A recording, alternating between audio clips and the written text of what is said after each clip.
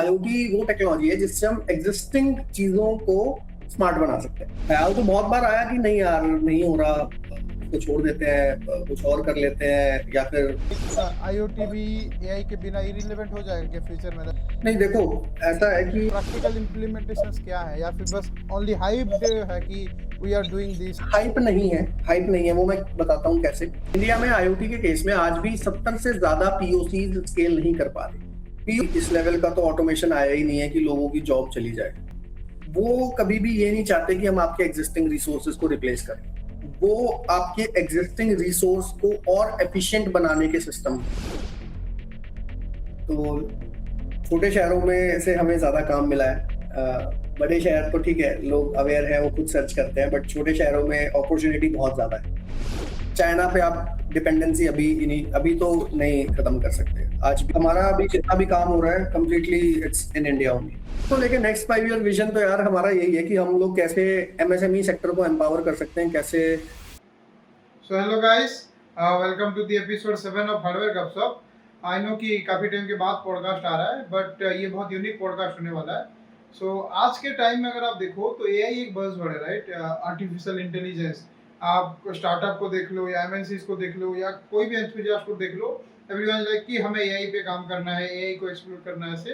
अगर हम टाइम में थोड़ा सा पीछे जाए, लाइक 6-7 साल पहले, देन आईओटी और ऑटोमेशन बज़वर्ड हुआ करते थे। सबको ये लगता था कि हमें आईओटी सीखना है, ऑटोमेशन सीखना है, हमें इसको इम्प्लीमेंट करना चाहिए। तो ये दोनों हॉटेस्ट टॉपिक हुआ करते थे तब के टाइम में। अभी भी हैं, बट तब के टाइम में इनकी बहुत हाइप हुआ करती थी, ठीक है? तो आज हम इसके बारे में डिस्कस करेंगे कि इसकी ये रियलिटी में ये हाइप भी है या फिर इसका ग्राउंड रियलिटी क्या है। तो इसके लिए हमने आज हमारे गेस्ट को इन्वाइट किया है, श्रेय शर्मा जी। ये है founder of smart and. Basically इनकी कंपनी आईओटी एंड ऑटोमेशन में डील करती है, ओके। हम इनसे डिस्कस करेंगे कि इनको क्या क्या चैलेंजेस आते हैं, इस इंडस्ट्री में क्या स्कोप है, इस इंडस्ट्री का एक्चुअली ये इंडस्ट्री हाइप्ड है या ये इंडस्ट्री सच में कुछ ग्राउंड ब्रेकिंग कर रही है, ठीक है? एंड बहुत सारी चीजें डिस्कस करेंगे। आप बने रहिए पॉडकास्ट में। Hope you like the podcast. Let's start the podcast.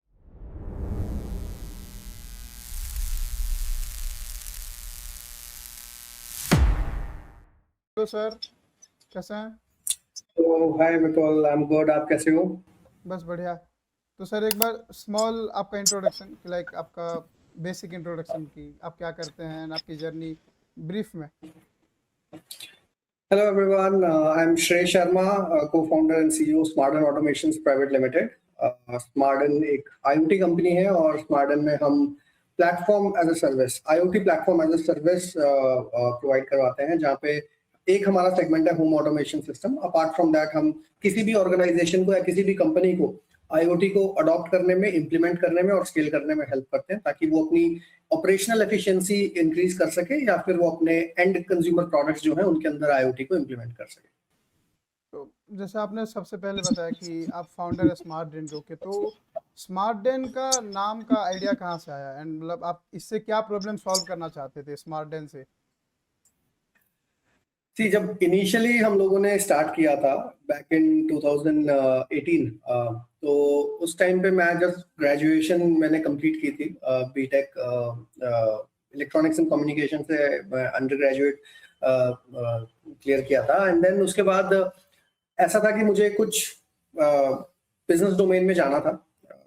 मतलब बहुत एक्सटेंसिवली इस चीज के ऊपर काम नहीं किया था, बट हाँ इलेक्ट्रॉनिक्स से मैं था। आईओटी के ऊपर मैंने चीजें देखी थी, पढ़ा था आईओटी के बारे में कहीं। तो बस यही था कि हमें एक होम ऑटोमेशन एक फील्ड उस टाइम पे पॉप अप हुआ कहीं से, तो started with the home automation system only. तो जब इसके नाम के ऊपर हम लोग डिस्कस कर रहे थे, तो आइडिया था कि स्मार्ट और डेन, डेन मतलब घर को ही बोल देते हैं, तो स्मार्ट और डेन को जोड़ के हमने स्मार्टन बनाया। तो जब स्मार्ट डेन प्रोनाउंस करते थे तो वो टी के लिए अलग से रुकना पड़ता था तो उसमें से बस वो टी को अलग कर दिया और स्मार्टन हमने फिर कैरी फॉरवर्ड किया। बट देन कोविड के बाद जो चीजें थी वो थोड़ी चेंज हो गई, and then we entered into industrial IoT segment as well. But नाम वही रखा, Smarten, and now we just automate everything. तो आप जैसे आपने बताया कि इलेक्ट्रॉनिक्स से बीटेक किया, राइट? तो बीटेक के बाद आपने इनिशियली जॉब वगैरह भी किया या डायरेक्ट ही स्टार्टअप चालू कर दिया? एक्चुअली हुआ कुछ ऐसा था कि जिस कॉलेज से मैंने बीटेक किया था, तो वहाँ जो मेरे प्रोफेसर थे, उन्होंने मुझे मेरे को-फाउंडर से मिलवाया। एक्चुअली मैं और मेरे को-फाउंडर जो हैं, हम लोग सेम कॉलेज से ही हैं। मैं 2018 बैच पास आउट हूँ और वो 2003 या 4 बैच पास आउट है। तो मैं बिल्कुल लास्ट सेमेस्टर में था और मुझे ट्रेनिंग जैसा कि हर कॉलेज में होता था उस टाइम पे एमडीयू मेरी यूनिवर्सिटी रही है रोहतक में। तो ऐसा होता था कि आपको लास्ट सेमेस्टर में या तो एक ट्रेनिंग प्रोग्राम कंप्लीट करना होता था या इंटर्नशिप करनी होती थी और एक सर्टिफिकेशन आपको चाहिए होता था। हम्म। तो जो प्रोफेसर थे उन्होंने बोला कि यार तुम यहाँ-यहाँ इनसे मिलो और ये आपको इंटर्नशिप सर्टिफिकेट तो दे ही देंगे। प्लान हमारा वही था कि एक इंटर्नशिप सर्टिफिकेशन मिल जाए। हम 2-3 लोग थे साथ में, कॉलेज से निकले थे जस्ट।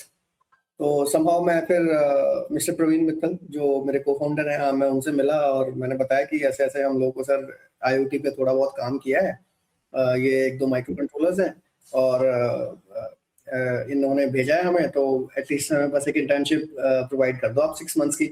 उस टाइम पे ऐसा कोई प्लान नहीं था कि स्टार्टअप करना है, क्या नहीं करना। तो बस वो एक इंटर्नशिप के बहाने से वो मिलना हुआ।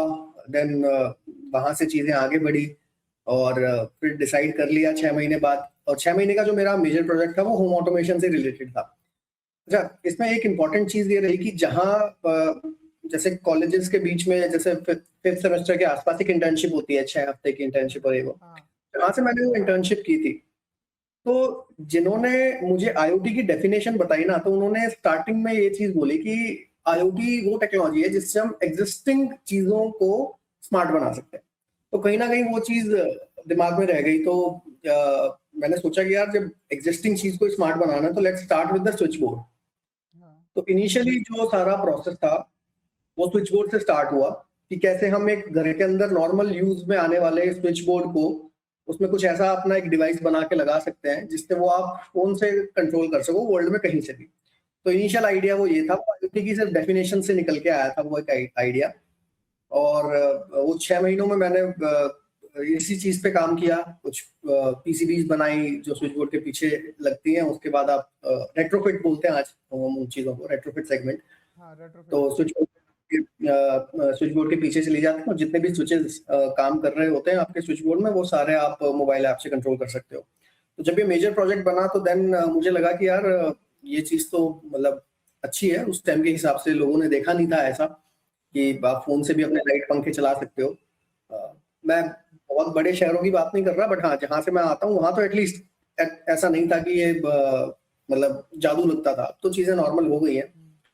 तो मैंने बोला सर को कि प्रवीण जी को कि सर इसको एक प्रोडक्ट बनाते हैं और कंपनी स्टार्ट करते हैं फिर इसके ऊपर। तो देन वहाँ से फिर स्मार्टन की जर्नी जो है हमारी वो स्टार्ट हुई। तो आपका जो फर्स्ट प्रोटोटाइप था या फर्स्ट कस्टमर एक्सपीरियंस वो कैसा था, लाइक जब आपने वो फर्स्ट प्रोडक्ट बनाया आपका क्या फील था? फर्स्ट प्रोडक्ट जो निकल के आया वो यार हम लोग ना एक माइक्रो कंट्रोलर यूज़ करते हैं आईओटी के अंदर, नोड हाँ। एमसीयू। तो जो भी स्टूडेंट आईओटी पढ़ रहा है या जिसने भी स्टार्ट किया है आईओटी या इलेक्ट्रॉनिक्स भी आज की डेट में, तो उसका सबसे बेसिक माइक्रो कंट्रोलर रहा है आर्डुइनो उनो। आर्डुइनो के बाद सेकंड स्टेप पे वो जाता है तो वो लेता है नोड एमसीयू। हाँ। तो नोड एमसीयू को लेके वो पूरा एक काफी बड़ा बोर्ड, मतलब अराउंड कितना बताऊं मैं, हाँ अराउंड इस फोन जितना ही वो पूरा एक बोर्ड हम लोगों ने डिजाइन किया। और उस बोर्ड के ऊपर 6 से 8 ट्रैक लगे हुए थे। तो हम लोग रिले नहीं यूज कर रहे थे उस टाइम पे, हम लोग BT139 ट्रैक को यूज कर रहे थे अप्लायंसेस को कंट्रोल करने के लिए।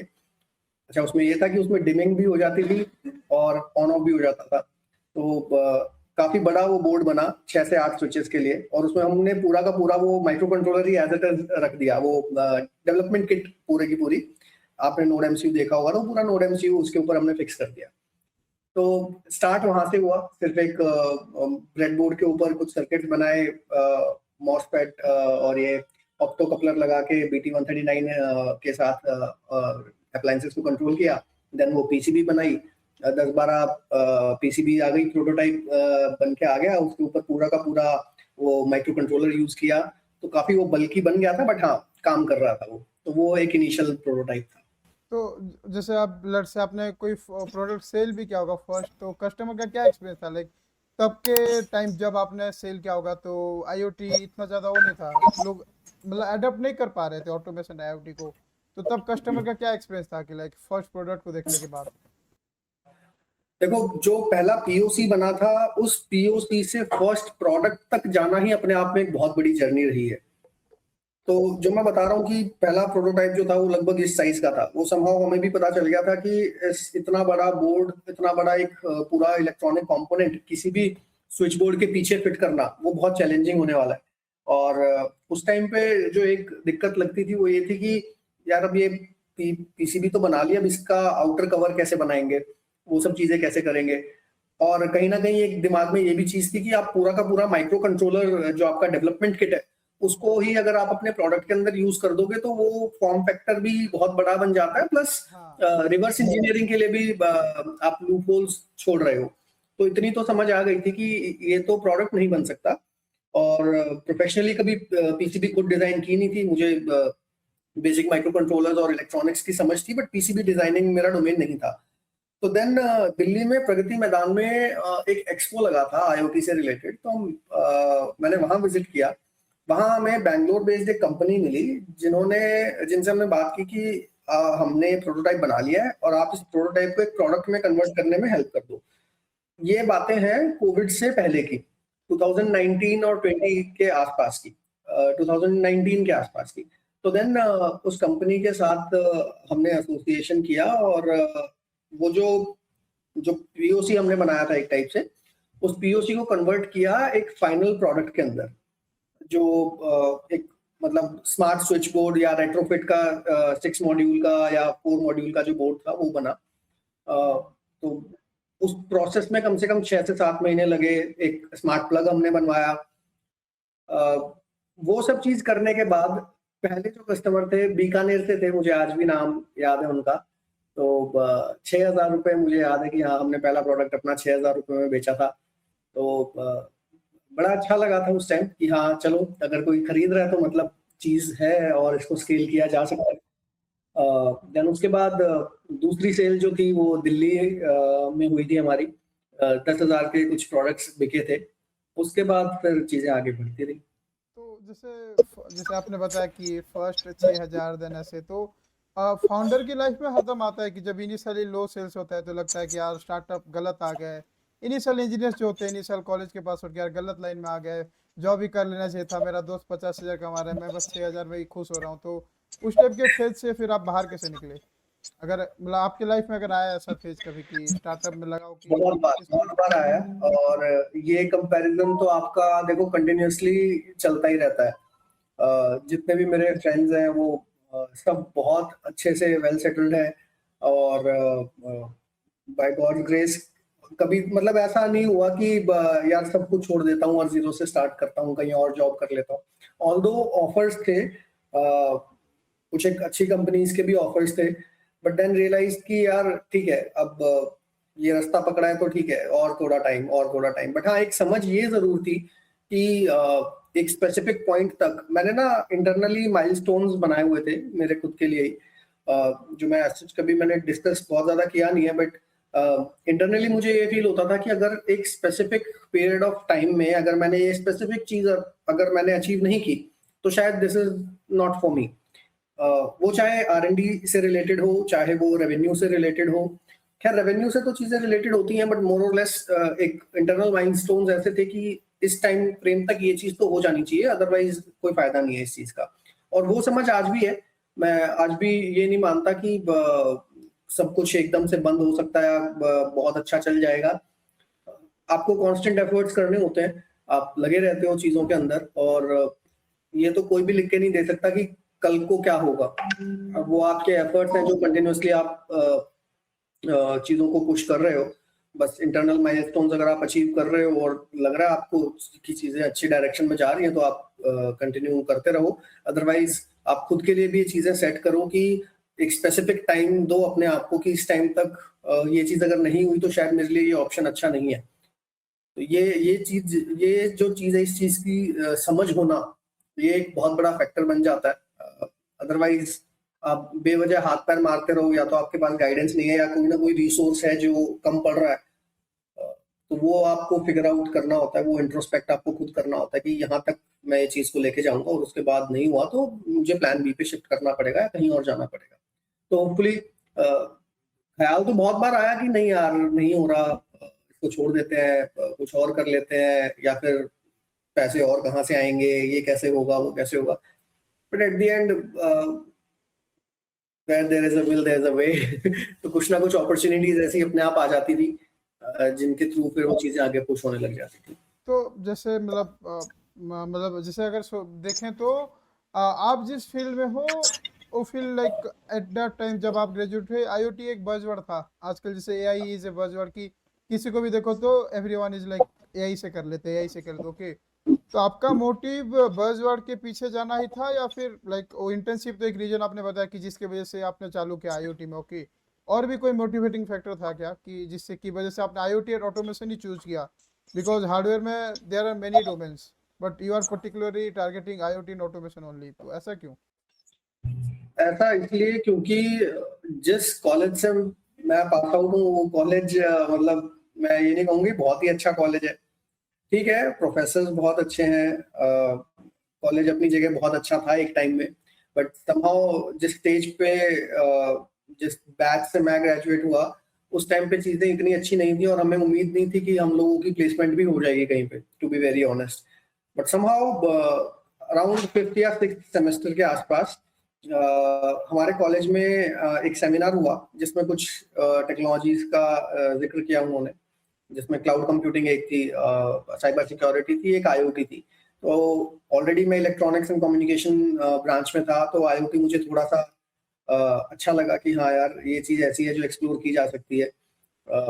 वहां से देन वही उस 6 हफ्ते वाली जो इंटर्नशिप थी वो स्टार्ट हुई। मैं यहाँ पे बताना चाहूंगा कि राहुल सर थे जिन्होंने मुझे पहली बार वो आईओटी की डेफिनेशन और वो चीज पढ़ाई। मैं आज भी उनके टच में हूँ और कॉलेज मतलब कॉलेज मेंबर थे? वहां से बेसिकली वो सब चीज स्टार्ट हुई। तो इंटरेस्ट भी जो बनना था वो उस वर्कशॉप से बना, वो 6 हफ्ते की जो ट्रेनिंग थी वहां से बना। जो चीजें समझ में आई इनिशियली वो आज तक याद है और वो बेस क्लियर बहुत अच्छे से हुआ वहां पे। उसके बाद से पूरी जर्नी फिर वहां से स्टार्ट हुई। तो जैसे मतलब आपने तो बताया कि आपके कॉलेज के टाइम में जैसे आपने तीन चीज़ का जिक्र किया, आईओटी, साइबर सिक्योरिटी एंड एक और चीज़। ओके, तब भी आपने एआई का जिक्र कहीं भी नहीं किया, राइट? क्योंकि नहीं उस टाइम 2010 पे AI हाँ हाँ नहीं था उस टाइम पे। हाँ उस टाइम पे कि तीन या चार टॉपिक्स थे। बेसिकली वो क्या था कि वो एक आई गेस हार्डवेयर वो सॉरी ट्रेनिंग प्रोवाइडर थे वो लोग, वो जो सेमिनार ऑर्गेनाइज करवा रहे थे। तो उनमें एक एथिकल हैकिंग थी शायद, एक क्लाउड कंप्यूटिंग था, एक आईओटी था और एक साइबर सिक्योरिटी था या पीएचपी था, कुछ 4-5 टेक्नोलॉजीज थी। तो बेसिकली उनका काम ये था कि बस इस कॉलेज से कुछ एक स्टूडेंट्स आ जाएं, वो ट्रेनिंग ले लें, वो उनको सर्टिफिकेट दे दें, वो सब ऐसे ही चलता रहे। तो वहां से वो जो आईओटी था वो थोड़ा सा अच्छा इसलिए लगा क्योंकि बाकी सारी चीजें कंप्यूटर साइंस वाली ब्रांच से रिलेटेड थी। हमारे काम की बस एक आईओटी दिख रहा था कि हाँ आईओटी थोड़ा सा रिजेंबल कर पा रहे हैं क्योंकि उसमें हार्डवेयर भी है सॉफ्टवेयर भी है। तो बस और बेसिक लैंग्वेज उस टाइम पे सी सी प्लस प्लस आती थी तो आईओटी का बेस जो था माइक्रो कंट्रोलर्स का और इन सब का वो सी सी प्लस प्लस होता है। तो देन बस वही सोच के परस्यू किया कि चलो यहाँ पे तो गुजारा हो ही जाएगा। तो जैसे आज एआई एक बज़वर्ड है। ओके, कि एवरीवन इज सेइंग कि हम एआई यूज कर रहे हैं, एआई यूज कर रहे हैं। सो आपके हिसाब से लाइक आईओटी भी एआई के बिना इरिलेवेंट हो जाएगा क्या फ्यूचर में? Like AI will 100% used in IoT, like without AI IoT का कोई अस्तित्व नहीं रहेगा? नहीं देखो, ऐसा है कि अभी अगर हम बात करें तो एक इंडस्ट्री 4.0 टर्म काफी चल रही है और ये जो टेक्नोलॉजीज हैं machine learning, IoT, artificial intelligence, data science, ये सब चीजों का ना बेस मुझे कहीं ना कहीं ऐसा लगता है कि आईओटी है। क्योंकि आप देखो कि जितनी भी ये चीजें हैं, एआई है, एमएल है, डेटा साइंस है, without data they are nothing. आपको एआई के ऊपर कुछ मॉडल बनाना है, मशीन लर्निंग के लिए कोई मशीन को ट्रेन करना है, डेटा साइंस कहीं पे इम्प्लीमेंट करनी है, तो हर चीज के लिए तो आपको डेटा चाहिएगा। हम्म। और आजकल एक बड़ी इंपॉर्टेंट टर्म जो चल रही है मार्केट में विच इज डिजिटल ट्विन, कि आपको एक पूरी ऑर्गेनाइजेशन का एक डिजिटल ट्विन बनाना है। से फॉर एग्जांपल अगर मैं कोई भी काम कर रहा हूँ, सपोज मेरी एक मैन्युफैक्चरिंग लाइन है जिसमें मैं माउस मैन्युफैक्चर करता हूँ, तो डिजिटल ट्विन का मतलब है कि जो जो मशीन मेरी मैन्युफैक्चरिंग यूनिट के अंदर है, उन सारी मशीन्स का जो डेटा है, जो वो ऑन ग्राउंड परफॉर्म कर रही हैं, वो सारा डेटा मेरे पास मेरे लैपटॉप में, मेरे सिस्टम में हो कि इस मशीन में क्या चीज है, क्या प्रोडक्शन रेट है, कितने पैरामीटर मुझे मशीन के नोट करने हैं, किस किस डेटा पॉइंट की मुझे रिक्वायरमेंट है। तो वो हर चीज जो आपको डेटा दे रही है, आपको डेटा कलेक्शन पे तो वो आईओटी लेयर लानी ही पड़ेगी। तो मुझे ऐसा नहीं लगता कि इररेलेवेंट है, बट कहीं ना कहीं डिपेंडेंसी आईओटी के ऊपर है। अगर आपको आगे चल के कोई भी एमएल, एआई, डेटा साइंस इन मॉडल्स को ट्रेन करना है, इन टेक्नोलॉजीज पे काम करना है, तो आपको आईओटी से वो इंटरेक्ट करना ही पड़ेगा। आपकी बेस लेयर आईओटी होगी होगी क्योंकि वो डेटा कहीं ना कहीं से तो आ रहा होगा। तो लाइक आपके हिसाब से जैसे आजकल के स्टार्टअप फाउंडर्स में भी फंडिंग या उनको थोड़ा ट्रैक्शन मिल जाए इसीलिए भी एआई यूज करते हैं क्या, लाइक अपने स्टार्टअप में कि we are using AI and हम एआई से ये कर रहे हैं वो कर रहे हैं, ताकि उनको अच्छा फंडिंग मिल जाए, अच्छा जगह से उनको थोड़ा अट्रैक्शन मिल जाए कि yes they are using latest technology, ऐसा कुछ?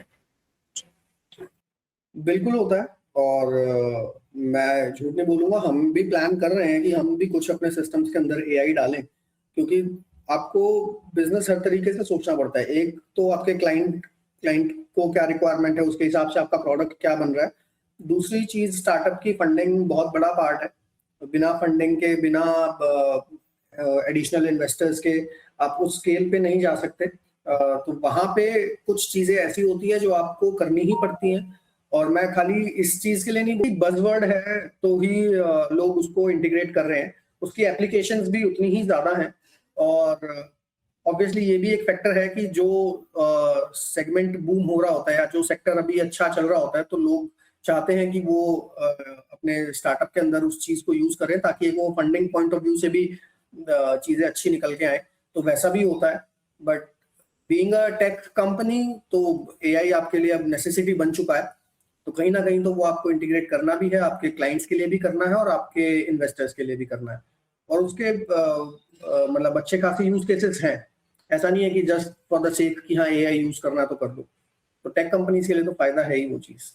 तो जैसे अगर के मार्केट में देखे, ओके, तो एआई प्लस आईओटी या फिर बस आईओटी के प्रैक्टिकल इम्प्लीमेंटेशंस क्या है, या फिर बस ओनली हाइप्ड है कि we are doing this, and मतलब प्रैक्टिकल जैसे कस्टमर के पॉइंट ऑफ व्यू से या पब्लिक के हम्म, पॉइंट ऑफ व्यू से कि इसके हम्म। प्रैक्टिकल इम्प्लीमेंटेशन हो रहे हैं क्या, और क्या है वो सब, लाइक जैसे या फिर जस्ट हाइप्ड कि ओके ये है एक चीज? हाइप हाइप नहीं है, हाइप नहीं है। वो मैं बताता हूँ कैसे।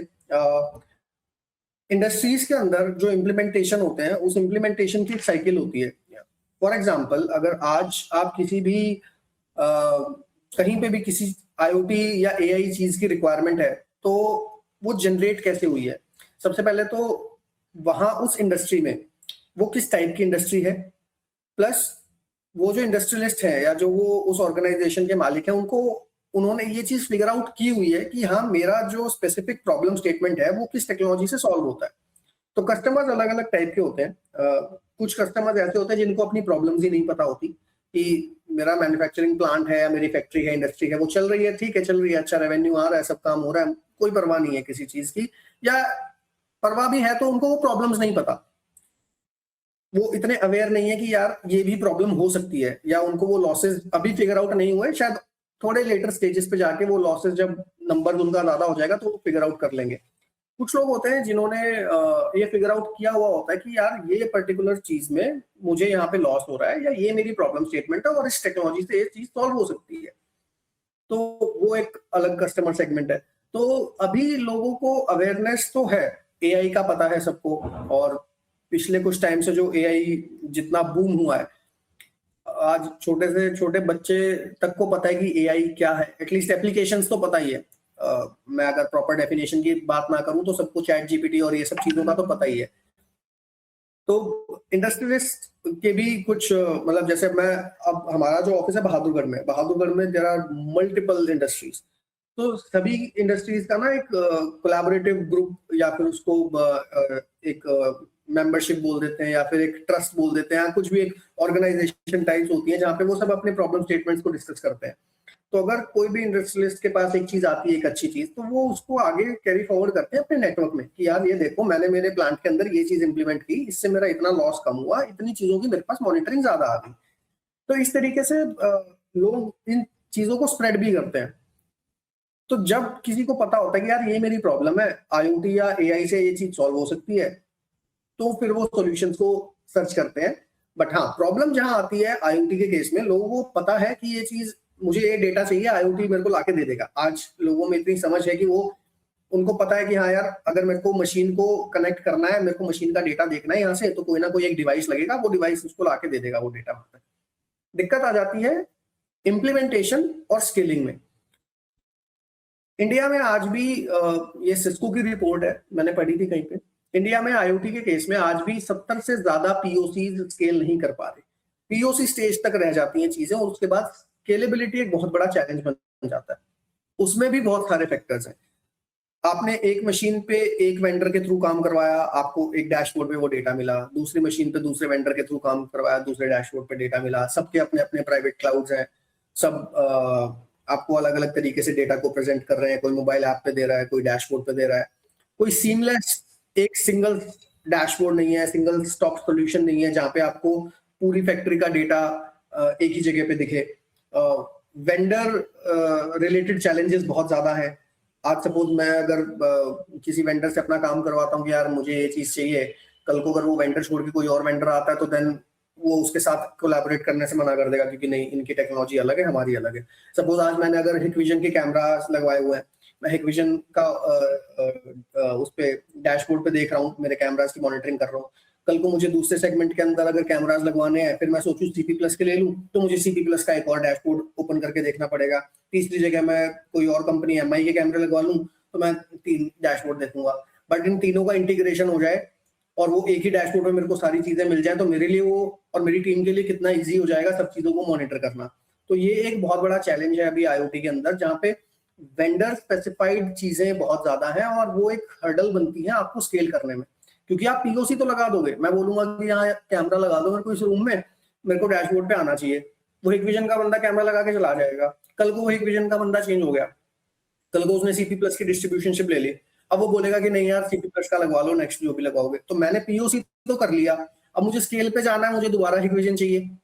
तो वहां वो दिक्कत आ जाती है आईओटी के केस में भी, कि आप एक ही वेंडर पे multiple devices, multiple hardware manufacturer के डिवाइसेस को एक ही प्लेटफॉर्म पे लेके आना और उसको फिर स्केल करना, वो एक बड़ा चैलेंज बन जाता है। और इसी चैलेंज को हम भी सॉल्व कर रहे हैं अभी आईओटी के अंदर। हम लोग जो प्लेटफॉर्म प्रोवाइड करते हैं, आप वेंडर कोई भी हो, आपका डेटा कहीं भी किसी भी डिवाइस से आ रहा हो, we try to give you a single dashboard for everything.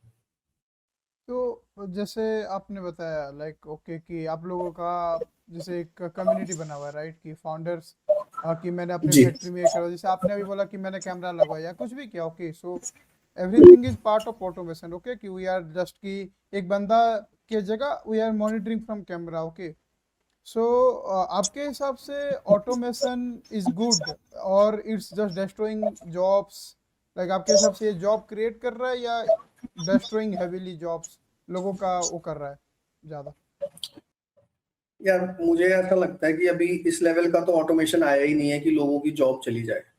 मतलब बहुत बड़े स्केल के ऊपर कि, मतलब लोग बोल रहे हैं एआई के आने से जॉब जा रही है। मुझे एआई के आने से कितनी जॉब जा रही है उसका तो आइडिया नहीं है, बट ऑटोमेशन का जो हम काम करते हैं, जिस तरीके से मैंने बाकी लोगों को काम करते हुए देखा है, वो कभी भी ये नहीं चाहते कि हम आपके एग्जिस्टिंग रिसोर्सेज को रिप्लेस करें।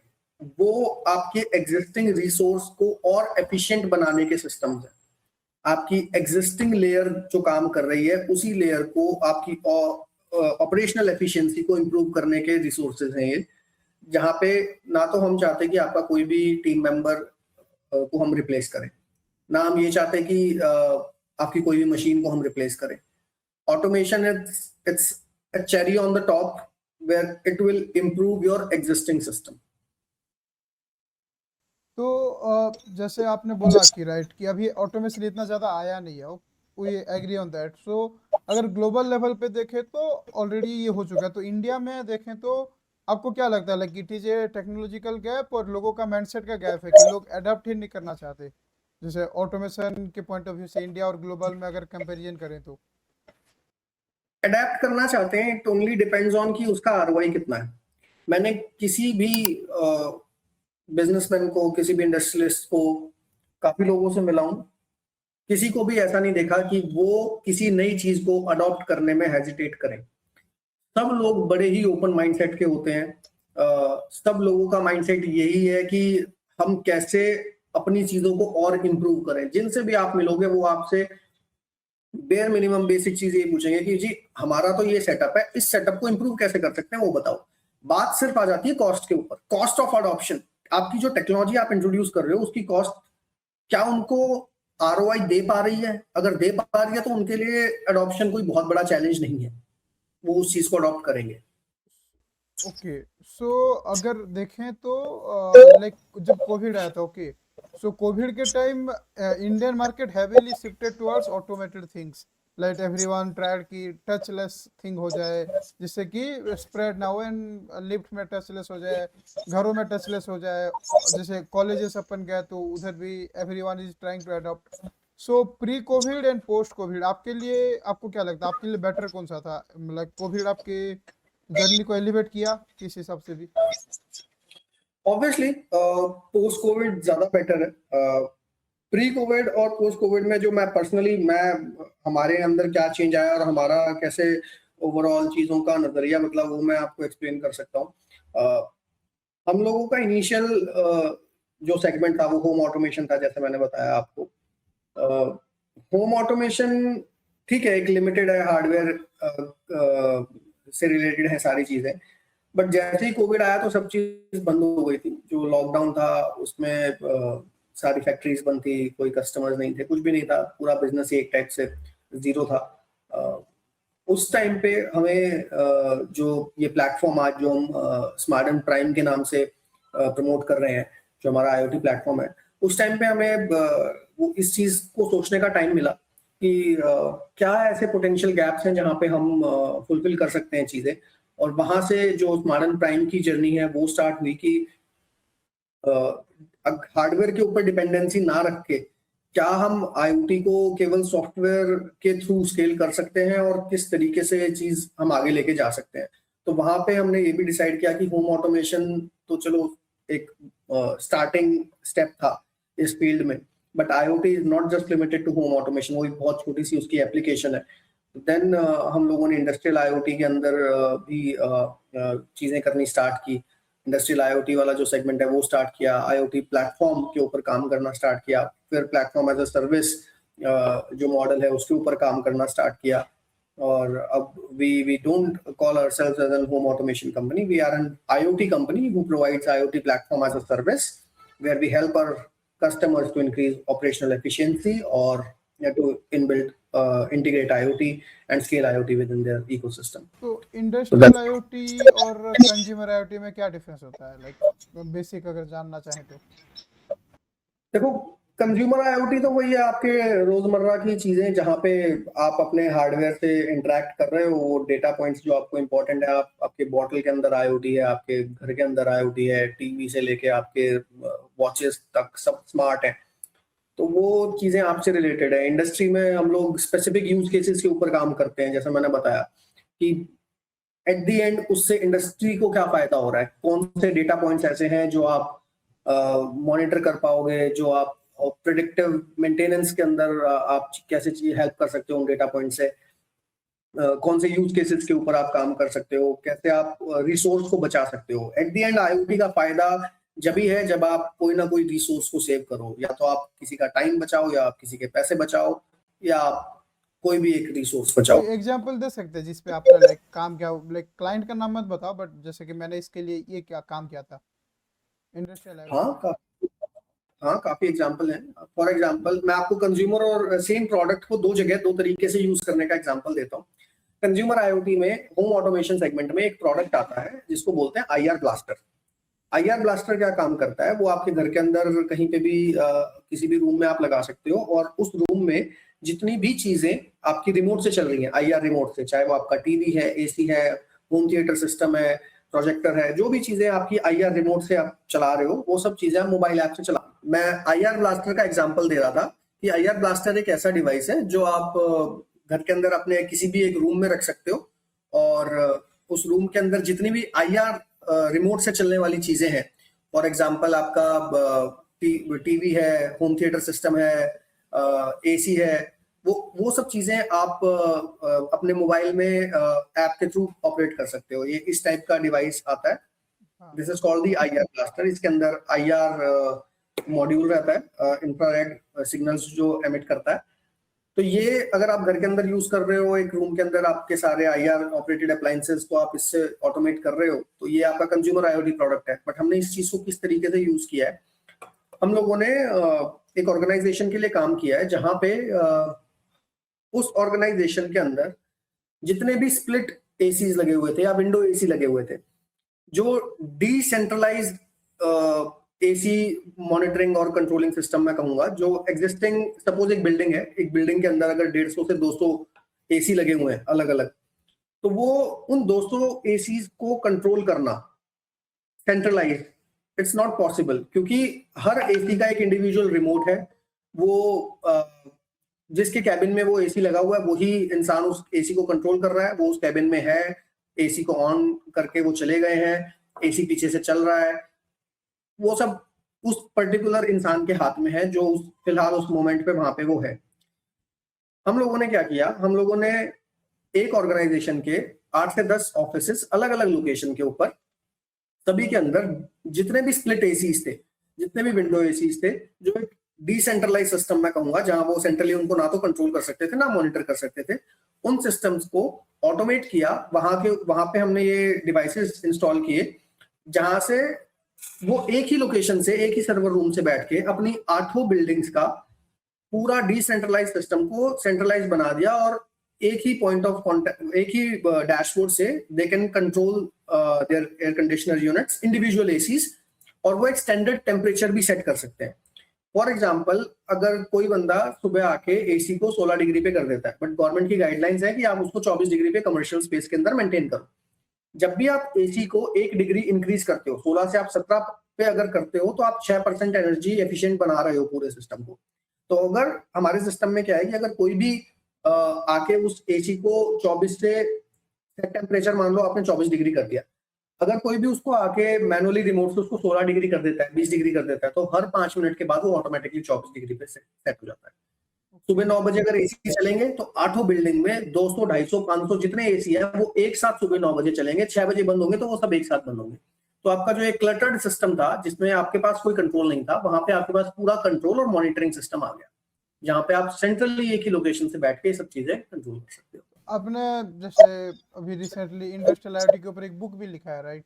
मैं mastering IoT for industrial environment, तो उसके बारे जी, में कुछ बताएंगे कि कैसे मोटिवेशन मिला एंड उसका क्या यूज है, लाइक टेक्निकल चीजें हैं ज्यादा या प्रैक्टिकल चीजें हैं, उस पे क्या है वो थोड़ा उसमें बुक जर्नी। का तो ऐसा है कि कोविड के टाइम पे, जब और कुछ नहीं था करने को, तो देन आई रियलाइज कि चलो यार, अब इसको एक टीचिंग के तरीके से भी मैंने लेक्चर्स स्टार्ट किए थे आईओटी के, कि और कुछ नहीं है तो चलो मैं पढ़ाई देता हूँ, ऑनलाइन क्लासेस ले लेते हैं आईओटी की।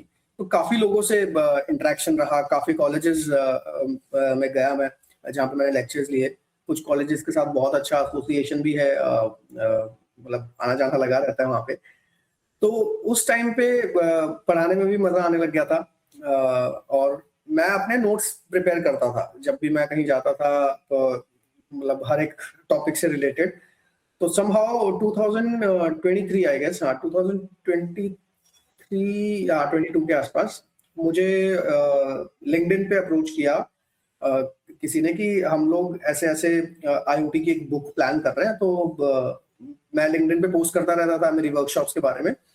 तो देन वहां से उन्होंने अप्रोच किया, और वहां से मुझे अपॉर्चुनिटी मिली कि अगर आप ये बुक को कंटिन्यू करना चाहो, तो मुझे लगा कि यार ये तो अच्छी चीज है। वहां से फिर मैंने बुक वाला पूरा उनके साथ बैठ के पूरा एक करिकुलम सा डिसाइड किया कि ये टॉपिक्स होंगे, और जो टारगेट सेगमेंट थी वो लोग थे जो आईओटी को स्क्रैच से करना चाह रहे हैं, but more on a practical side. उसमें थियोरेटिकल भी चीजें हैं एक तो, और प्रैक्टिकल इम्प्लीमेंटेशन ज्यादा है बेसिकली। तो स्टूडेंट फ्रेंडली है या प्रोफेशनल फ्रेंडली बुक? नहीं, स्टूडेंट और प्रोफेशनल दोनों के लिए ही है basically. It is for those who want to learn IoT and how to implement IoT on their projects. किसी को अगर लेना है तो कहाँ से ले सकता है, जैसे अगर खरीदना है किसी को? अमेजन अमेजन पे, हाँ अमेजन पे लिंक है, और एवा, ऑरेंज एवा करके पब्लिशर है, तो उनकी वेबसाइट से भी आप परचेज कर सकते हो। डिस्क्रिप्शन में लिंक डाल देंगे, तो अगर इफ़ यू वांट, कोई अगर देख रहा है वीडियो तो, and if you are a guy who are interested in industry IoT, then आप परचेज कर सकते हो। देन अब जैसे आप इंडिया के लेवल पे देखे, ओके इंडिया में लाइक बहुत सारे स्टार्टअप्स खोल गया, बहुत सारे इंडस्ट्री भी है, ओके। तो इंडस्ट्रियल आईओटी अगर देखे तो ये बस सरफेस सरफेस पे ये बातों में ही है, या फिर जेन्युइनली ट्रांसफॉर्मेशन भी हो रहा है इंडस्ट्रियल आईओटी में इंडिया के? ट्रांसफॉर्मेशन हो रहा है। मैं वही आपको बता रहा था कि कस्टमर सबसे पहले तो आजकल खुद अवेयर हो रहे हैं। आप हाँ इंडस्ट्रियलिस्ट के पास जाओ, आप उनसे बात करो, तो अब उनको पता चल रहा है कि हाँ यार ये मेरा पेन पॉइंट है और इस चीज से वो सॉल्व होगा। तो वो अवेयरनेस भी बहुत ज्यादा आ रही है हमारे पास। मतलब लोग ऐसे हैं जिनको पता है कि हाँ ये टेक्नोलॉजी लगेगी, ऐसे लगेगी, बस कर दो ये काम। तो उनको टेक्नोलॉजी और उनको यूज केस, वो दोनों साथ लेके आते हैं कि हमें आईओटी के ऊपर ये प्रोडक्ट बनवाना है और इस तरीके से काम होगा, और हमारा ये लॉस है जो हमें मॉनिटर करना है, या ये मशीन है, या ये चीज है, जो ये पैरामीटर है जो हमें कंटिन्यूअसली मॉनिटरिंग चाहिए जिनकी, और इससे मेरा ये फायदा है। तो दो तरीके की चीजें अगेन। एक तो वो लोग हैं जिनको अपनी ऑपरेशनल एफिशिएंसी बढ़ानी है, मतलब उनको पता है कि हाँ मेरे प्लांट के अंदर ये पैरामीटर्स हैं जो जो बहुत क्रिटिकल पैरामीटर्स हैं जिनको मैं लाइटली नहीं ले सकता, जिनकी मुझे मॉनिटरिंग चाहिए ही चाहिए। और कुछ लोग वो हैं जो एंड कंज्यूमर प्रोडक्ट्स बनाते हैं, या एक फैक्ट्री है जो कोई चीज बना रही है, उसको पता है कि यार जो मैं ये चीज बना रहा हूँ इसमें अगर मैं आईओटी डाल दूं तो मेरे कंज्यूमर्स के लिए भी फायदेमंद है वो चीज। तो वहां हमारा रोल आता है कि हम कैसे वो अनेबल करते हैं कि वो अपनी ओवरऑल ऑपरेशनल एफिशिएंसी भी बढ़ाएं, और अगर किसी को अपने एंड प्रोडक्ट्स के अंदर आईओटी इंटीग्रेट करना है तो वो कैसे कर सकते हैं। तो ये तो हो गया इंडस्ट्री के बात, ओके। एंड अर्बन एरिया में भी लोग आजकल अवेयर हो गए, मैक्सिमम जगह अपन ऑटोमेटेड चीज देखते हैं। बहुत सारा, तो आपके बहुत हिसाब से रूरल ऑटोमेशन नेक्स्ट अपॉर्चुनिटी है क्या, big opportunity in India rural area में ऑटोमेशन? हमारा पहला बिल्डर प्रोजेक्ट अगर मैं बात करूं तो वो देवघर से था, झारखंड में। ओके। यहाँ पे हमने 90 फ्लैट ऑटोमेट किए थे एक साथ।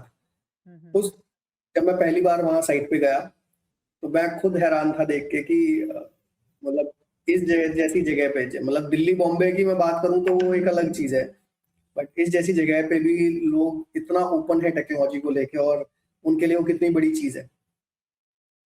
तो छोटे शहरों में से हमें ज्यादा काम मिला है। बड़े शहर तो ठीक है, लोग अवेयर है, वो खुद सर्च करते हैं, बट छोटे शहरों में अपॉर्चुनिटी बहुत ज्यादा है।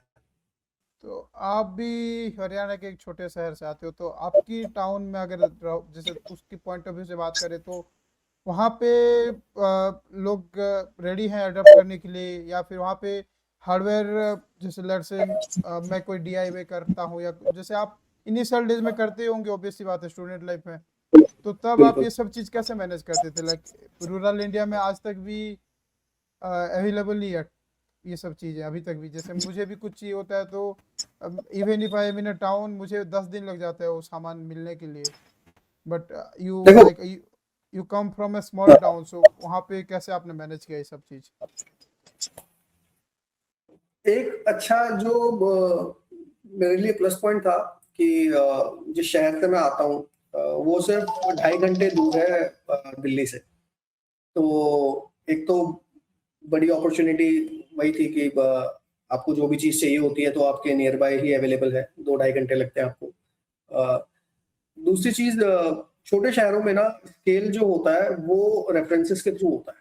मतलब अगर आज मैं बात करूं कि मैंने मेरे घर के अंदर अगर होम ऑटोमेशन लगवा रखा है, तो ऑब्वियसली फिर वो चीजें बढ़ती बढ़ती आपके घर से आस पड़ोस के लोग, और फिर उनको देखा देखी बाकी लोग, वो उस तरीके से काम करती हैं चीजें। तो अडॉप्शन आ रहा है, लोगों को भी पता चल रहा है, प्लस अब इंटरनेट हर जगह है, तो मुझे ऐसा लगता नहीं कि अवेयरनेस की कहीं कमी है।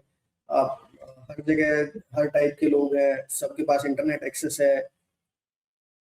तो ये अगर वो जैसे स्मार्ट डेंट का बात कर रहे हो, ओके, तो आपका बिजनेस मॉडल क्या है? लाइक आप प्रोडक्ट सेल करते हो, सास सब्सक्रिप्शन मॉडल है, एएमसी मॉडल है, या एवरीथिंग? लाइक आप सब करते हो, प्रोडक्ट भी है, सास भी है, सब्सक्रिप्शन भी है, एएमसी भी प्रोवाइड करते हो?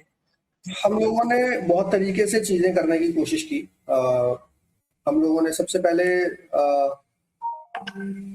SaaS मॉडल तो अभी रिसेंटली हम लोगों ने स्टार्ट किया है। हमने D2C से स्टार्ट करने की कोशिश की कि हमारे प्रोडक्ट्स बहुत इजी टू इंस्टॉल हैं, कोई भी खरीद के उनको लगा सकता है। कुछ टाइम तक ये पिच रखी, सेल्स आई, थोड़ी बहुत आई, थोड़ी बहुत नहीं आई। साउथ साइड से ज्यादा आई क्योंकि वहां पे लोगों का DIY करने का थोड़ा सा अडॉप्शन हाँ। जो है वो लोग मतलब वो इतना विश्वास रखते हैं कि हाँ ठीक है, प्रोडक्ट आ जाएगा, इंस्टॉल हम खुद करवा लेंगे या कर लेंगे। नॉर्थ में ये चीजों में थोड़ी सी कमी है। मतलब नॉर्थ में लोगों को ऐसा माइंडसेट है कि आपको सर्विस चाहिए। तो होम ऑटोमेशन का जो बिजनेस है, अगर मैं स्पेसिफिकली होम ऑटोमेशन की बात करूं, तो वो प्रोडक्ट बिजनेस कम और सर्विस बिजनेस ज्यादा है, जहाँ पे आपको एंड कंज्यूमर को पूरा एक सर्विस ही देनी होती है। एक टाइप से प्रोडक्ट उसका एक पार्ट है कि हाँ ये चीज लगेगी आपके घर पे, और क्या बोलते हैं, आप इस तरीके से यूज कर सकते हो। तो होम ऑटोमेशन सेगमेंट में तो आज भी टीम है हमारे पास। जो मेन लोकेशन है हमारी दिल्ली NCR और बॉम्बे, यहाँ दो जगह हमारा खुद का ऑफिस है। बाकी जगह कुछ एरियाज हैं जहाँ पे डिस्ट्रीब्यूशन है। तो जैसे कहीं किसी भी एक लोकेशन से लीड आती है तो देन वहाँ पे टीम उनको अप्रोच करती है, उनके पास साइट विजिट करते हैं, उनको बताते हैं कि ये चीजें लगेंगी, एंड देन उसके अकॉर्डिंग नेगोशिएट करके वहाँ पे प्रोडक्ट्स इंस्टॉल होते हैं। बात करूँ प्लेटफॉर्म एज अ सर्विस की, तो वहाँ पे हम कस्टमाइज सॉल्यूशन डिजाइन करते हैं इंडस्ट्रीज के लिए, ऑर्गेनाइजेशंस के लिए। तो वो एक बड़ी जर्नी रहती है। वहाँ पे हम इंडस्ट्रीज को ऑनबोर्ड करते हैं, उनको पूरा उनके अकॉर्डिंग पूरा एक टेलर्ड फिट सॉल्यूशन डिजाइन करते हैं, और वो one time implementation and then platform as a service, उसका एक AMC रहता है। तो आपका, जैसे आप एक हार्डवेयर के स्टार्टअप हो, तो आपके लिए आपको क्या लगता है सबसे बड़ा चैलेंज क्या है? फंडिंग है, या प्रोडक्ट के सर्टिफिकेशंस, मैन्युफैक्चरिंग, जैसे इंडिया में ऑब्वियस सी बात है मैन्युफैक्चरिंग का दिक्कत है बहुत, या फिर सेल्स? तो आपके हिसाब से आपका सबसे बड़ा पेन पॉइंट या चैलेंज क्या है? देखो यार, जब स्टार्ट कर रहे होते हैं ना तो सारी चीजें ही पेन पॉइंट होती हैं। तो हाँ। जब स्टार्ट किया था तो ऑब्वियसली हार्डवेयर तो सबसे बड़ा पेन पॉइंट है। तो अगर आपका हार्डवेयर से रिलेटेड बिजनेस है तो उसको तो फंडिंग मिलना भी बहुत मुश्किल है, और उसको तो स्केल करना भी बहुत मुश्किल है। तो हम लोग अभी हार्डवेयर मैन्युफैक्चरिंग नहीं करते, हम लोग मैन्युफैक्चरिंग में नहीं है। थर्ड पार्टी मैन्युफैक्चरिंग होती है चीज़ों की। अ, उसके बाद हमारा जो मॉडल है अभी मोर और लेस वो थोड़ा प्लेटफॉर्म एज अ सर्विस पे है। तो देन वहाँ पे चीज़ें स्मूथ हो जाती है।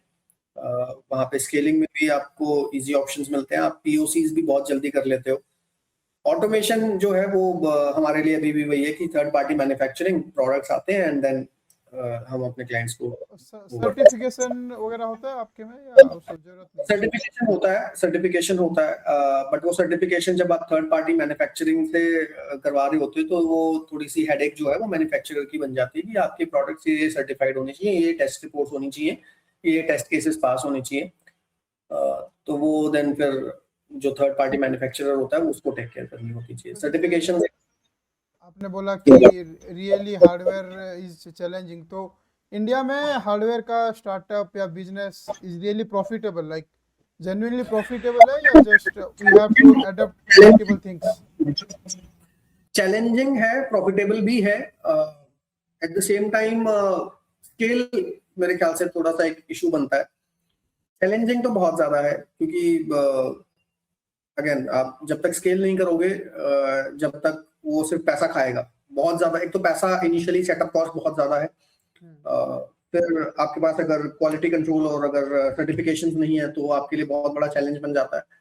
तो हार्डवेयर, तो मेरा तो यही मानना है कि जब तक आपके पास बहुत अच्छा स्केल नहीं आ जाता, मतलब आपके हजारों डिवाइसेस महीने के नहीं निकल रहे, जब तक तो आपको मैन्युफैक्चरिंग में नहीं जाना चाहिए। Manufacturing at a scale is good.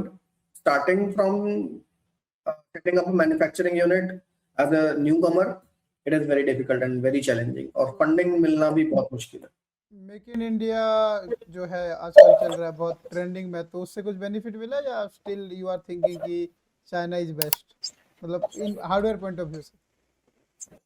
देखो, ये ना बड़ा अगेन मिक्स्ड ओपिनियन है, डिप्लोमेटिक आंसर भी शायद लगेगा आपको, बट चाइना पे आप डिपेंडेंसी अभी तो नहीं खत्म कर सकते। आज भी इतनी सारी चीजें हैं इलेक्ट्रॉनिक इंडस्ट्री में जहाँ चाइना पे डिपेंडेंसी आप नहीं खत्म कर सकते। तो चीजें वहां से आती हैं, यहाँ असेंबल होती हैं। कुछ चीजें यहाँ बनने लग गई हैं, बहुत अच्छी बात है।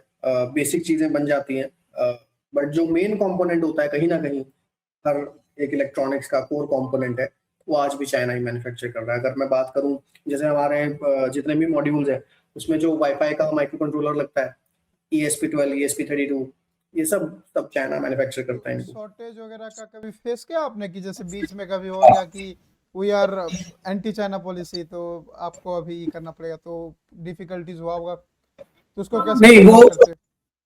अब वो तो अभी भी चल रही है, वो अभी भी शॉर्टेज चल रही है। अगर मैं बात करूं तो फिलहाल करंट स्टेज में भी रिले की शॉर्टेज चल रही है, और कुछ टाइम पहले भी 2022 के आसपास भी एक सेमीकंडक्टर शॉर्टेज हुआ था जिसमें STM के माइक्रो कंट्रोलर्स अवेलेबल नहीं थे। तो एक कोर कंपोनेंट हमारी PCB का STM का माइक्रो कंट्रोलर था, तो उसके कारण बड़ी दिक्कत हुई थी। 3 से 6 महीने तक की पूरी पाइपलाइंस बिगड़ गई थी। और अभी भी रिले की शॉर्टेज नहीं कहूंगा, प्राइस हाइक कहूंगा। प्राइस हाइक हुआ है रिले का। कॉपर का भी काफी चल रहा है, तो इस वजह से इलेक्ट्रॉनिक्स में ये चीजें चलती रहती हैं। Over a period of time आपको एक तो सर्ज दिखेगा। अब जैसे मेटल कॉपर इस सब का रेट बढ़ रहा है, तो पीसीबी के रेट ये सब में ही फर्क है, राइट? तो आप लोग पीसीबी ऑब्वियस सी बात है, कोर कंपोनेंट है इलेक्ट्रॉनिक का, तो आप लोग इंडिया से ही बिल्कुल, करते हो या चाइना है उसका भी सब काम? इंडिया। ओके। हमारा अभी जितना भी काम हो रहा है completely it's in India only. तो जैसे अब जैसे सिचुएशन चेंज होता है, तो कोर कंपोनेंट्स के प्राइस एक्सपोनेंशियली हाइक हो जाता है कभी कभी, तो उसके वजह से प्रोडक्ट कॉस्ट या प्रॉफिटेबिलिटी लॉस में इम्पैक्ट करता बिल्कुल, है?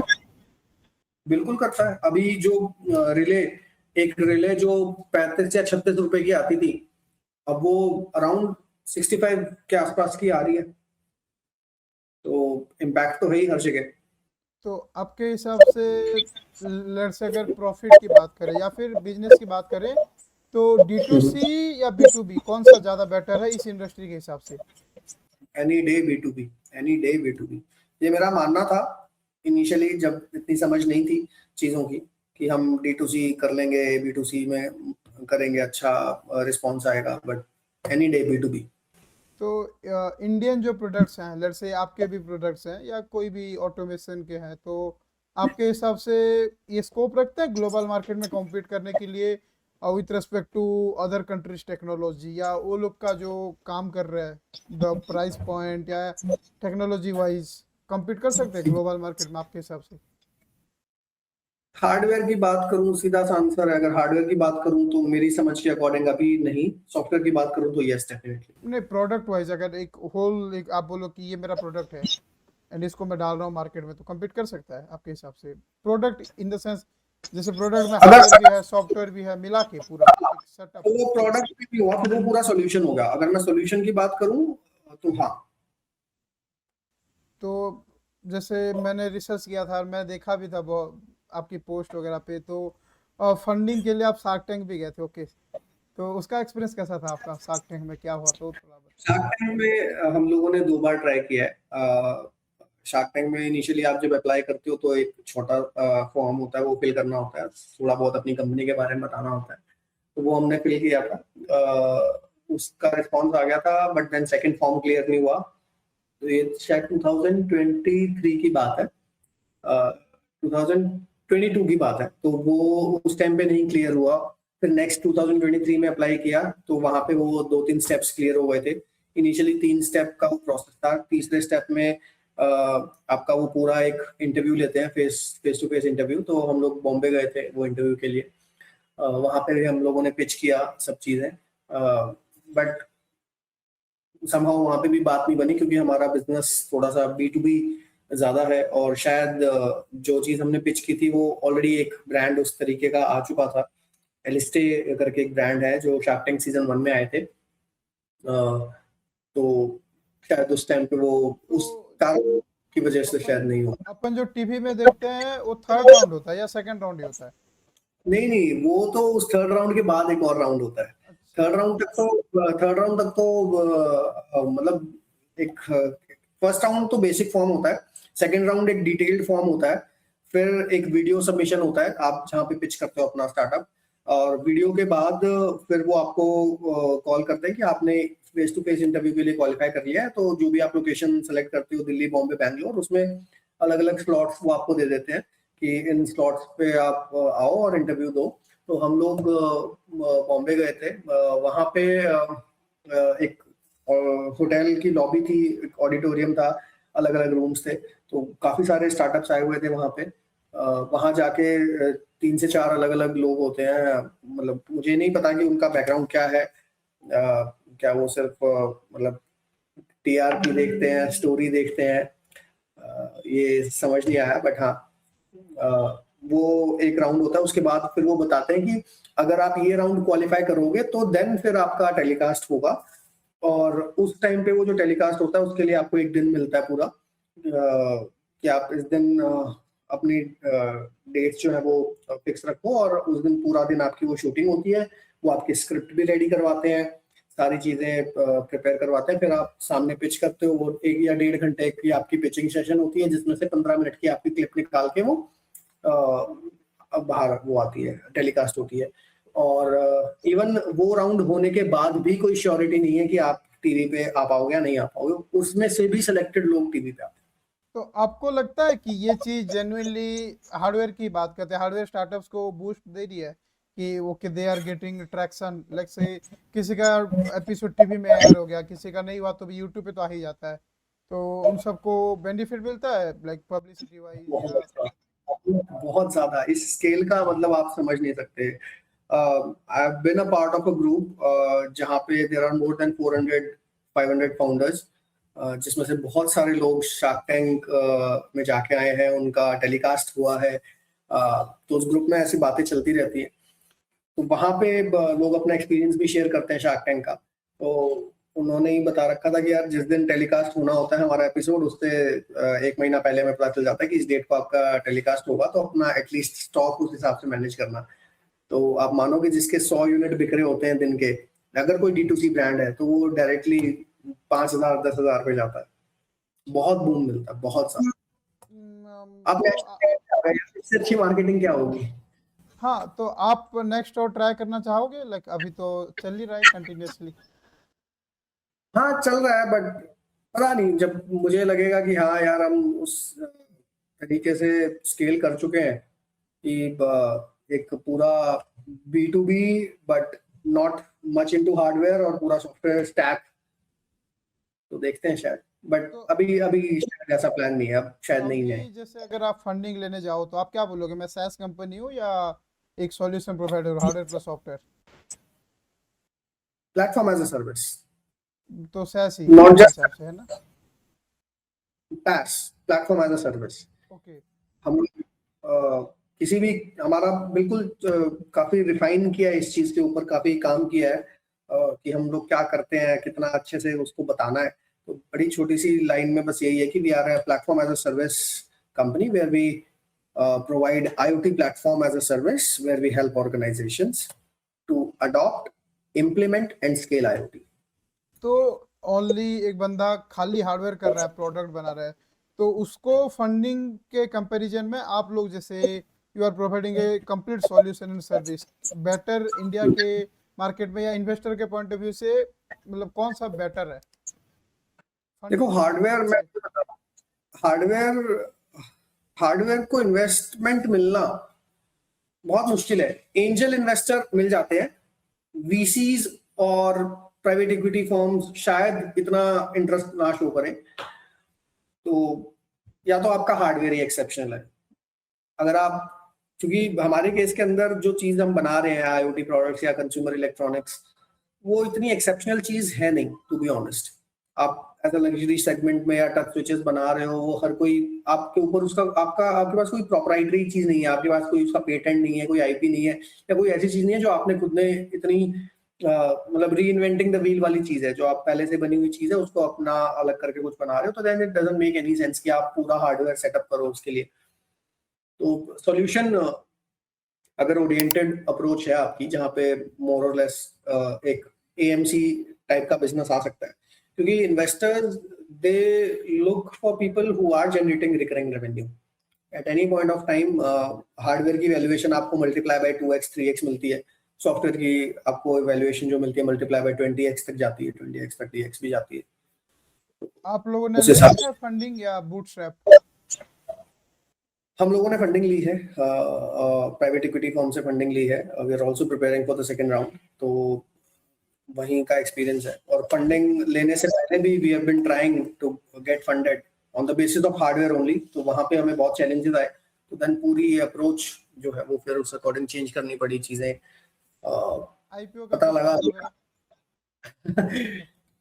मुझे ऐसा लगता है कि ये टाइम अपने आप दिखा देता है सब चीजें। अगर अच्छा कर रहे होंगे तो सब कुछ हो जाएगा, नहीं कर रहे होंगे तो बंद हो जाएंगे। करते रहना है, वो इम्पोर्टेंट चीज। गवर्नमेंट का सपोर्ट वगैरह, कोई ग्रांट्स वगैरह आजकल बहुत मिलता है, तो आपने भी लिया है कुछ ग्रांट्स वगैरह, या लगता है आपको कि ले लेना नहीं चाहिए? नहीं, लगता है कि हाँ ले लेना चाहिए था, पर संभव नहीं, अभी तक नहीं हो पाया। वो उन्हीं कंपनीज के लिए है जो अपने स्टार्टअप, जैसे हमने 2021 में प्राइवेट लिमिटेड रजिस्टर किया था अपने आप को। 2021 के बाद 2023 तक हमारे पास ऑप्शन था कि हम ग्रांट ले सकते थे। एक दो जगह पिच भी किया, हम लोग इंक्यूबेट भी हुए थे Atal incubation centre Manipal university Jaipur में, बट समहाउ वहां से भी ग्रांट का कोई सीन बना नहीं। मुझे ऐसा लगता है कि वहाँ कनेक्शंस थोड़े ज्यादा काम आते हैं। तो जो आज मेरे कनेक्शंस हैं, अगर उस टाइम पे कुछ कनेक्शंस वैसे होते तो शायद हाँ मुझे मैं ग्रांट ले लेता। तो जैसे आप ग्रांट मतलब जो भी है, आप फंडिंग ले रहे हो या फिर आप शार्क टैंक में गए तो आपने बहुत सारे फाउंडर्स को मिला, तो आपने जैसे इंडिया का एक ये तो हम सबको पता है कि जुगाड़ कल्चर बहुत है, okay. So everyone is like कि जुगाड़ करके बना लेते हैं। हार्डवेयर को भी सब इसी नज़रिए से देखते हैं कि यार ये तो जुगाड़ से हो जाएगा, क्यों प्रोडक्ट खरीदना है। जैसे अभी लाइक आईवा, मैं जब कॉलेज में था मुझे भी लगता था कि ऑटोमेशन के प्रोडक्ट्स क्यों खरीदना है, एक बेयर पीसीबी लो, रिले सोल्डर कर दो, जुगाड़ से घर पे ही बना लो, नोड एमसीयू लगा के। तो आपको लगता है जुगाड़, इंडियन जुगाड़ जो है इनोवेशन को पुश करता है या फिर लोगों के माइंडसेट को ही चेंज कर देता है कि लाइक? अब मेरे को आप एक बात बताओ कि आपको क्या लगता है कि कितने लोग होंगे आप जैसे जो ये सोचते होंगे कि मैं खुद बना लेता हूँ? बहुत कम, बहुत ही। हाँ, देखो, कोई भी चीज का अल्टरनेट जुगाड़ बनाना it's very easy in India. In India क्या, कहीं पे भी कुछ भी आप कर सकते हो। अगर आपको पता है कि वो चीज कैसे काम करती है तो आप बना ही लोगे ना, उसमें तो कोई दिक्कत है ही नहीं। बट जब आप एक प्रोडक्ट सेगमेंट बना रहे हो, जब आप एक पूरा एक प्रोडक्ट बना रहे हो, तो आपको इन एंड आउट उसके सब देखने होते हैं, आपको एक पूरा फिर प्रोडक्ट के तरीके से बनाना होता है। तो आप वहां पे वो चीज नहीं कर सकते कि मैं ये जुगाड़ बना रहा हूँ। तो आपके हिसाब से जुगाड़ इनोवेशन को पुश करता है? लाइक मे बी जुगाड़ कई चीजें, मोर इनोवेटिव। बिल्कुल बिल्कुल। और इवन सॉफ्टवेयर में भी हम लोग देखते हैं कि अभी भी हम लोग कुछ चीजें तो ऐसी डेवलप कर रहे हैं जो इनिशियली सिर्फ एक जुगाड़ से स्टार्ट हुई थी, बट समहाउ अभी प्रोडक्शन के अंदर भी है। और जुगाड़ भी मैं नहीं कहूंगा, वो बेसिकली क्या होती है कि आपको पता होता है कि यार मुझे ये प्रॉब्लम फेस हो रही है, मुझे इसका सॉल्यूशन चाहिए। अब वो सॉल्यूशन बाय हुक और बाय क्रुक, हाँ, तो वो आपको निकाल के देना है। तो जब वो आप R&D करते रहते हो, तो आप एक जगह पहुंच जाते हो जहां आप अपने लिए काम करता हुआ सॉल्यूशन निकाल देते हो। अब प्रोडक्ट बनाना वही है कि जो आपके लिए काम कर रहा है उसको स्केल कैसे कर सकते हैं। तो वहां पे वो चैलेंजेस जो भी आ रहे हैं, उसको स्केलिंग के या उसको और रिफाइन करना है, वो उसको रिफाइन करते जाओ, वो जुगाड़ आपका प्रोडक्ट बन जाता है। आपका नेक्स्ट 5 ईयर विजन क्या है स्मार्ट को लेके? So what is smart next 5 year vision?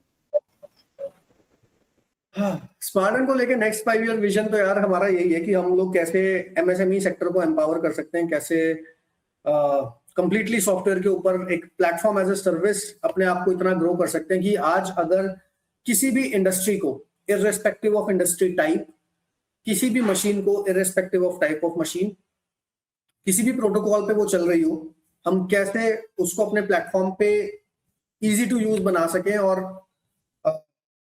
Organisations को हेल्प कर सकें कि वो अपने आप ही बिना किसी वेंडर की डिपेंडेंसी के इंप्लीमेंट करें, सॉल्यूशंस को स्केल करें।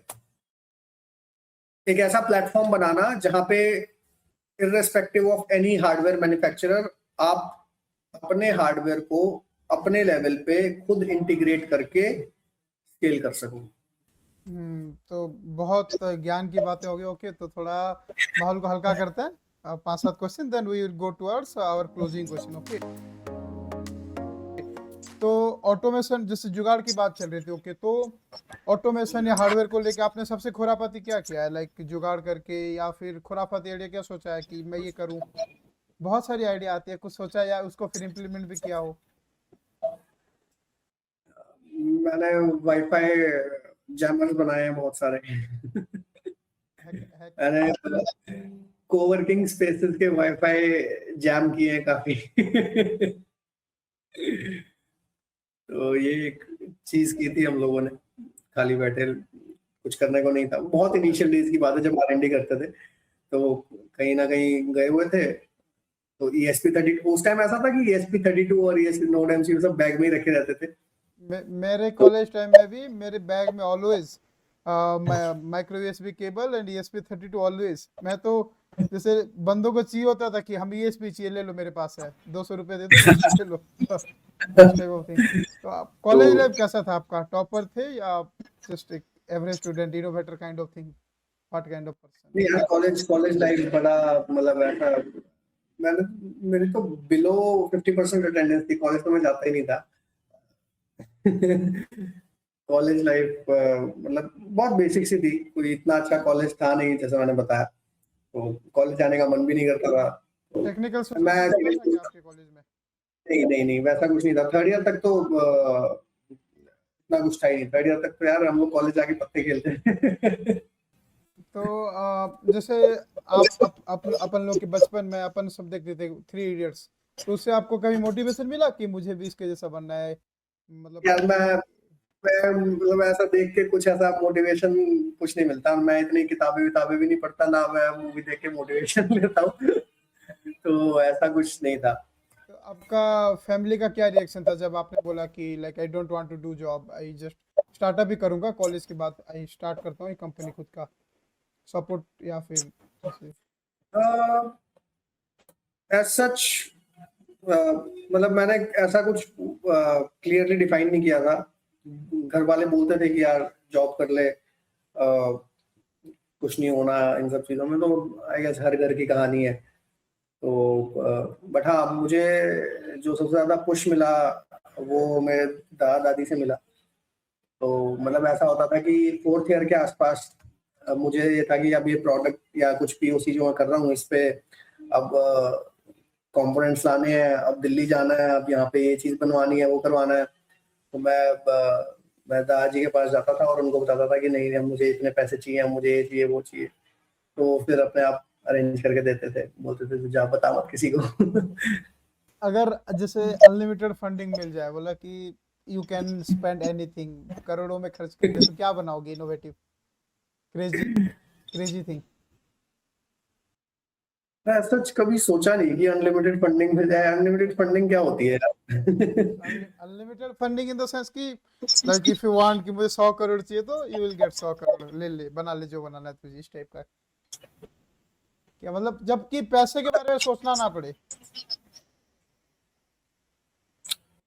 ड्रोन एक ऐसी चीज है, ड्रोन वाली टेक्नोलॉजी, ड्रोन और ये सब चीज जिसमें मेरा काम करने का काफी मन है। और एक जो चीज मुझे शुरू से करनी थी, जो शायद कभी, जो आप बोल रहे हो अगर 100 करोड़ की फंडिंग मिल जाती है तो क्या बनाऊंगा मैं, प्रोडक्ट तो नहीं बोलूंगा कि मैं प्रोडक्ट बनाऊंगा, बट हाँ मुझे एक चीज जो हमेशा से अच्छी लगी है और जो हमेशा से करनी है वो ये है कि मुझे ना लैब्स ओपन करनी है खुद की।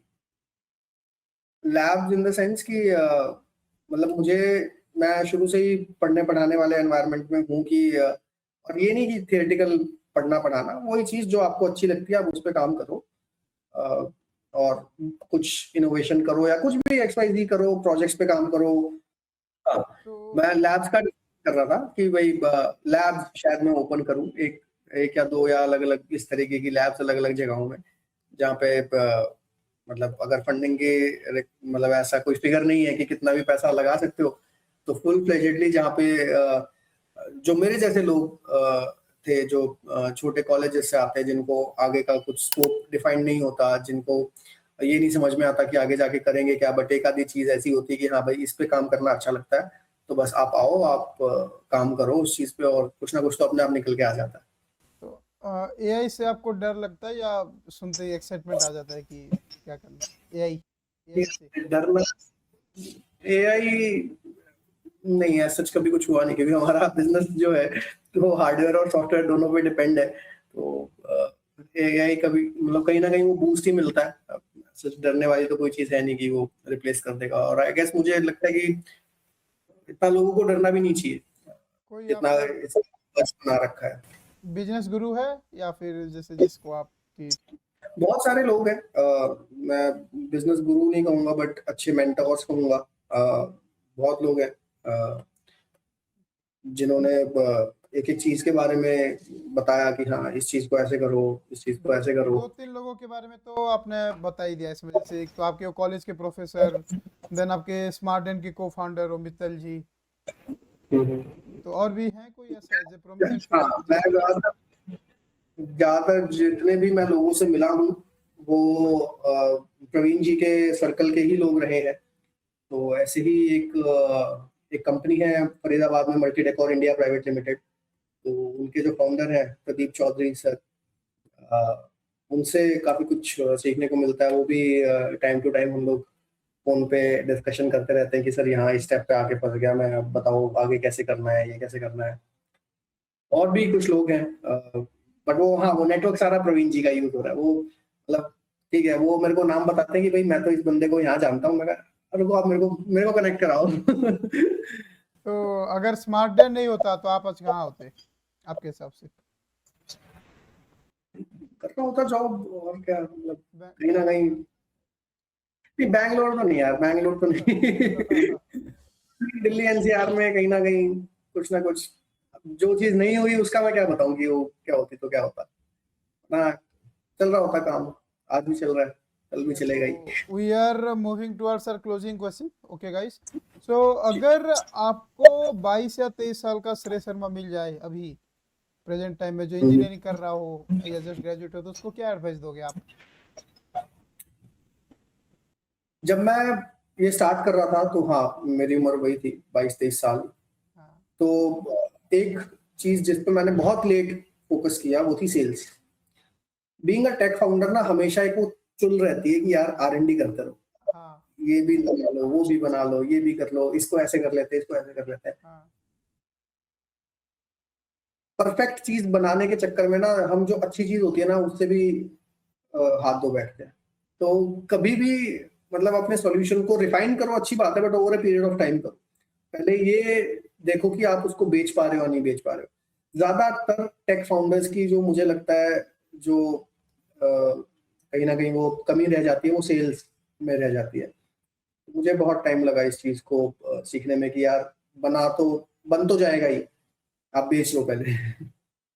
सो okay, so second last question. Okay, so अगर आप लेट्स से, ऑब्वियस सी बात है हार्डवेयर का रिवॉल्यूशन तो आएगा ही इंडिया में, आ ही रहा है, चिप मैन्युफैक्चरिंग ये सब अब इंडिया में चालू हो रही है। ओके, सो आपके हिसाब से नेक्स्ट हार्डवेयर का रिवॉल्यूशन ग्राउंड लेवल इंजीनियर से ही आएगा या फिर ऐसा कोई एक बड़ा आएगा कि बोला मैं MIT से आया या स्टैनफोर्ड से एमटेक करके आया and I can do this? आपके हिसाब से नेक्स्ट रिवॉल्यूशन किन लोगों से आएगा?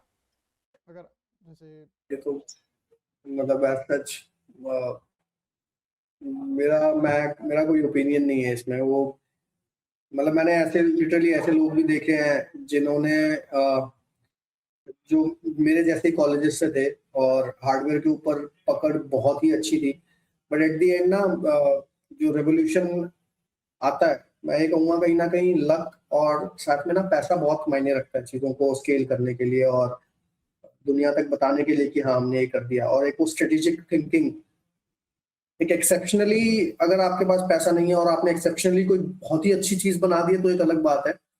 अदरवाइज आप नॉर्मल सी चीज को पैसे के साथ जोड़ के बहुत एक्सेप्शनल चीज बना सकते हो।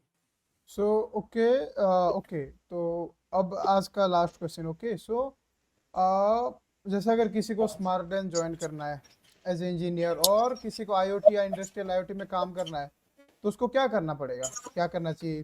तो जैसे पहले तो ये बता दीजिए कि आईओटी और इंडस्ट्रियल आईओटी में अगर कोई अपना कैरियर बनाना चाहता है तो क्या करना चाहिए उसको? कॉलेज में है या लेट्स से कोई हमारी तरह है कि जिसको ग्रेजुएट हुए 2-3 साल हो चुका है उसके लिए, एंड देन अगर स्मार्ट डेन ज्वाइन करना है फॉर आर एंड या कुछ भी, तो उसको क्या करना चाहिए? यार देखो, मतलब हमारे पास भी लिमिटेड ही चीजें होती हैं, लिमिटेड ही रिक्वायरमेंट होती हैं, क्योंकि टीम साइज बड़ा हाँ, प्रिसाइज है कि आप इतने प्रोजेक्ट्स हैं, इस तरीके से काम करना, और स्केलेबिलिटी इस तरीके से आ रही है, तो इस मोमेंट पे इन लोगों की जरूरत पड़ेगी। करंटली हाँ, बिल्कुल हमारे पास रिक्वायरमेंट है एक आईओटी इंजीनियर की, जिसने R&D की हुई हो, ESP32 पे काम किया हुआ हो, जिसने रियल लाइफ प्रोजेक्ट्स इम्प्लीमेंट किए हुए हो, ऑफिस में आके जो काम कर सके, वर्क फ्रॉम होम नहीं चलेगा और बेसिक प्रोटोकॉल्स की समझ हो, MQTT आपको आता हो। IoT के केस में यार बेसिक प्रोटोकॉल्स हैं सब कुछ, आपको MQTT वाईफाई पे कम्युनिकेशन, TCP IP ये सब चीजें पता हो, माइक्रो कंट्रोलर कैसे काम करता है उसकी निटी-ग्रिटीज पता हो। Programming language is not the barrier, बस वो अंडरस्टैंडिंग होनी चाहिए कि ये चीज किस तरीके से काम करती है। ZigBee पे वी आर एक्सप्लोरिंग ऑप्शंस, तो अगर आपने ZigBee पे काम किया है तो most welcome, please share your resume. तो और अगर स्मार्ट में तो जैसे हम लोग मतलब किसी को ऐसे आईओटी में ही करियर बनाना है, नॉट ओनली स्मार्ट डेन, तो आईओटी या स्मार्ट मतलब मैं कह रहा हूँ इंडस्ट्रियल आईओटी, तो उसके लिए उसको क्या करना चाहिए अभी? जैसे let's say initial phase of अगर वो करियर में है and he is exploring, then उसको क्या आप सजेशन दोगे, उसको क्या करना चाहिए? IoT में ना, देखो IoT में दोनों साइड ऑप्शंस निकलते हैं। एक आपका सॉफ्टवेयर साइड भी है, आपका एक स्टैक, और आपका एक हार्डवेयर साइड भी स्टैक है। तो आप ये डिफाइन करो कि आपको जाना कहाँ है। अगर आपको हार्डवेयर साइड के स्टैक पे जाना है तो देन ऑब्वियसली जो हमारे माइक्रो कंट्रोलर्स हैं उनकी आपको बहुत अच्छी समझ होनी चाहिए। फिर क्लाउड पे कम्युनिकेशन पे जो मैं बता रहा था, MQTT protocol, MQTT S, sensor network, multiple protocols की आपको अंडरस्टैंडिंग अच्छे से होनी चाहिए। और अगर फ्रंट एंड पे जाना है तो भी आई गेस ये बीच की जो लेयर है, जो नेटवर्क लेयर है, अ, उसकी आपको समझ अगर अच्छे से है तो देन कर सकते हो, it's very easy. Okay guys, so we are ending the podcast and जैसे कि सर का से डिस्कस हुआ, होप यू लोग आप सबको समझ आया होगा थोड़ा बहुत कि ऑटोमेशन इंडस्ट्री में क्या चल रहा है, क्या चैलेंजेस है। एंड मैं सर का प्रोफाइल शेयर कर दूंगा, LinkedIn profile, if you want you can connect with him. Also उनके बुक का लिंक अमेजोन एंड जो भी प्लेटफॉर्म पे अवेलेबल है वो भी डिस्क्रिप्शन में डाल देंगे, सो आप वहाँ से चेकआउट कर सकते हो। एंड अगर कोई भी सवाल है आपको, जैसे डाउट है, कुछ भी पूछना है, तो आप कमेंट सेक्शन में पूछ सकते हो, we will try to answer it. Okay, and thank you sir, and hope आपको भी अच्छा लगा हो।